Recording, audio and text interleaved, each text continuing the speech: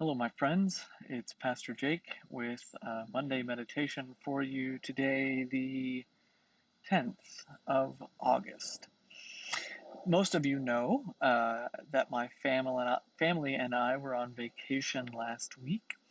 We had a chance to go to Port Aransas. Don't worry, we didn't go to restaurants. The beach was pretty much clear.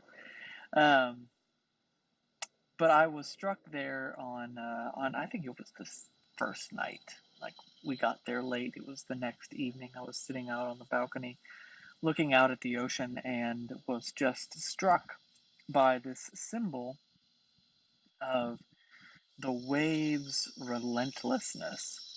And I thought, man, what a brilliant symbol of the love of God for us, right? This how deep is the love of God for us? How rich is it? It's like the waves that crash upon the ocean. They are just relentless. They do not stop. I don't even love myself in that way, and yet here is this symbol and sign of the love of God that is for me. Now, that might sound trite to you, and that's fair. That's fair. I almost hesitate saying it out loud because it does feel a little flimsy, but for me in that moment it was genuine.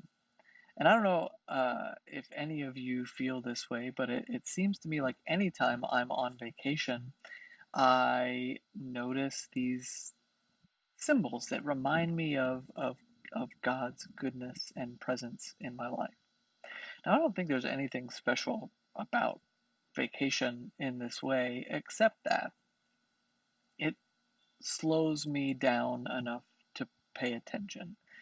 And in a lot of ways, truth be told, I am paid to pay attention, right? It is my job to be attentive to these things and to help you all to pay attention to them as well in the action of God in your life in particular. But even I need a moment to step back from what I think it's the Buddhists call monkey brain, that just hangs on to whatever thought is in front of it at the moment. So, if it is true that nothing is special about vacation and nothing's really special about the beach, then this symbolic, sacramental presence of God is indeed everywhere, all the time, ever before us. Which means that I can see the presence of God, and I do, and I'm sure that you do too.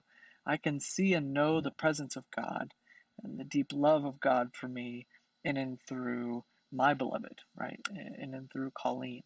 I see the joy and playfulness and divine grace that abounds in my children.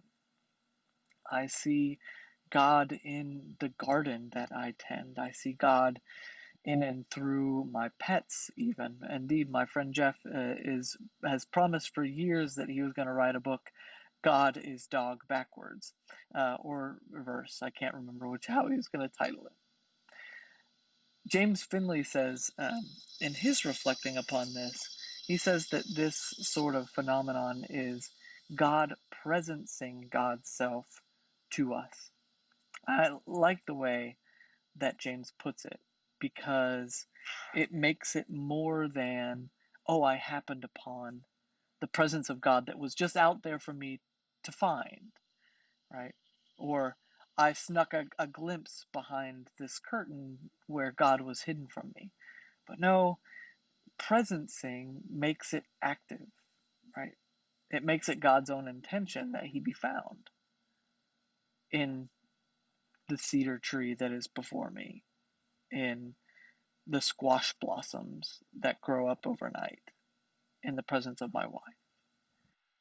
God is giving God's self to me, is presencing God's own self to me day by day, moment by moment, without words, without tipping God's cap, just being there. Indeed, I think Psalm 19 gets to this beautifully. It says, the heavens are telling the glory of God, and the firmament, the earth, proclaims his handiwork. Day to day pours forth speech, and night to night declares knowledge. There is no speech, there are no words. Their voice is not heard, yet their voice goes out through all the earth, and their words to the end of the world. The ocean was not speaking to me with words, and yet I heard it loud and clear. My garden does not whisper mysteries to me, although they say it's good to talk to your garden. Grow, little beans, grow. Okra, come on, okra. I got a bunch of buds growing in my okra. I need to go whisper some sweet nothings to them this evening. This is my encouragement to you. Slow down. Give yourself a moment every day to slow down and to be attentive.